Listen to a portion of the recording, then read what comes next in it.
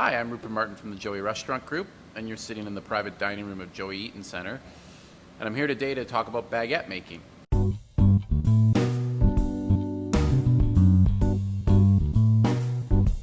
The recipe that I chose first and foremost was from my favorite chef, Thomas Keller, his cookbook, Bouchon Bakery.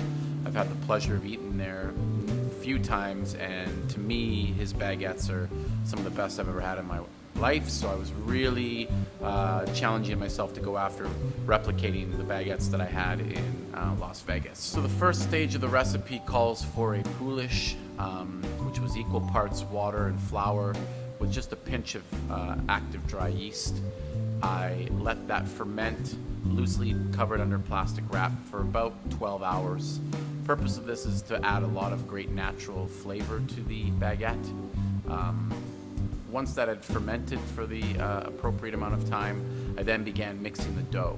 The dough itself comprised of 2 parts flour, 1 part water, 0.7, 0.8 grams of yeast, 5 grams of salt, and the pouliche, obviously.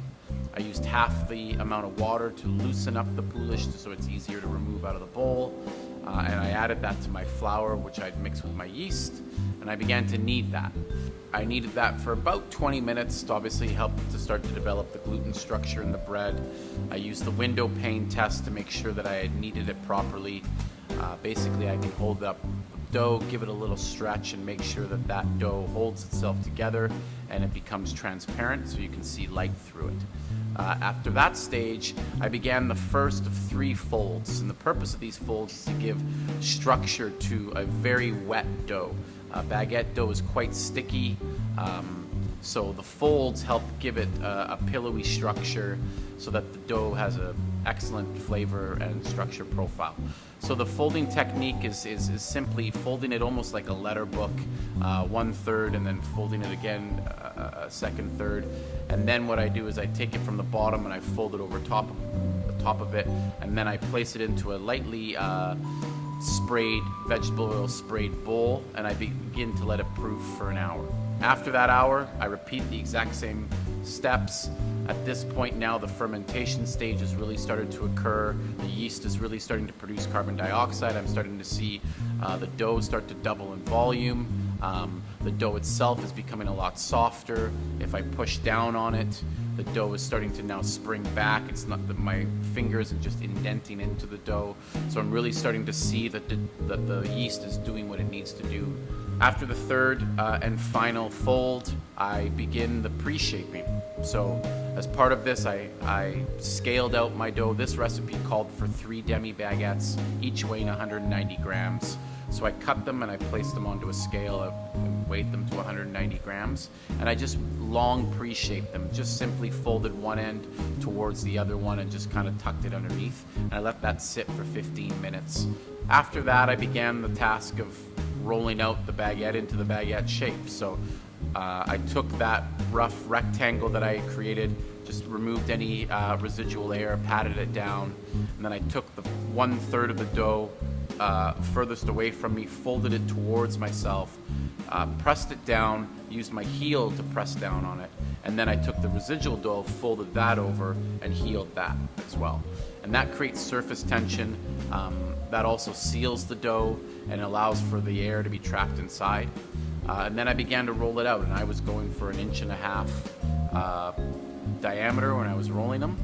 When I was done with that, I placed them into a linen tablecloth given to me by my mother-in-law, hence the roses. So I then used the sides to kind of hold the dough. It helps shape it so that the dough looks like a baguette.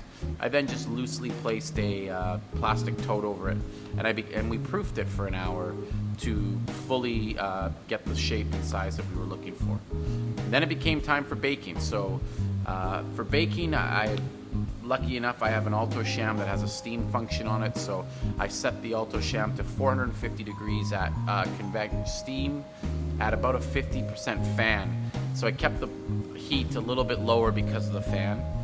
I placed them delicately using my bench scraper onto a peel.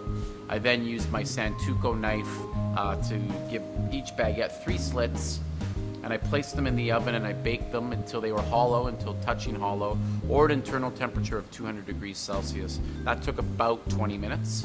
I've now cooled them on a rack for 30 minutes to just make sure that the baking is completely finished. Obviously there's carryover cooking involved.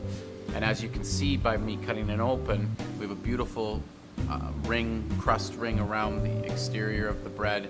That comes from using the steam in the oven, making sure the steam prevents too big of a crust from forming. It allows the interior to get nice and chewy. You can see these air pockets that have been developed from the fermentation of the yeast and the proper sealing and the proper kneading techniques. And we have a wonderful crumb. So in conclusion, through using the poolish, through proper kneading techniques, through proper pre-shaping, through proper folding, through proper fermentation, we've achieved a perfect demi-baguette. Thanks for watching. Hope you enjoyed it.